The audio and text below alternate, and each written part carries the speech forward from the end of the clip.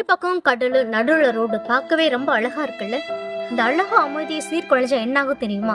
அப்படிதாங்க அன்னைக்கு நடந்துச்சு. 1964 அன்னைக்கு மக்கள் எல்லாரும் சந்தோஷமா சிரிச்சிட்டு இருந்தாங்க.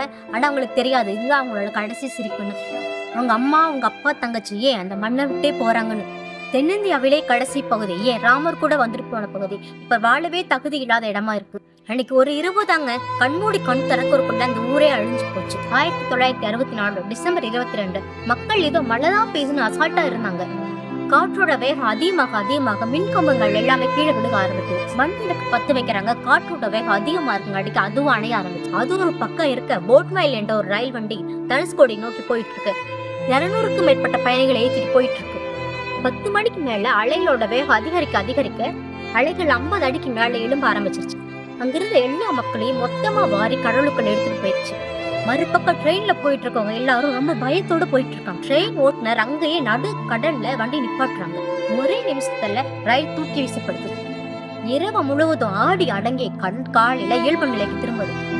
காலையில போய் பார்த்தா கைவிற்று என்ற அளவுக்கு தான் மக்கள் இருக்காங்க. எல்லா மக்களும் வெள்ளத்துல அழிச்சுட்டு போயிட்டாங்க. தாங்க இயற்கைக்கு முன்னாடி நம்மளால எதுவுமே இல்லை. இந்த வீடியோ உங்களுக்கு பிடிச்சிருந்தா லைக் பண்ணுங்க, ஷேர் பண்ணுங்க, மறக்காம நம்ம சேனல் சப்ஸ்கிரைப் பண்ணிக்கோங்க.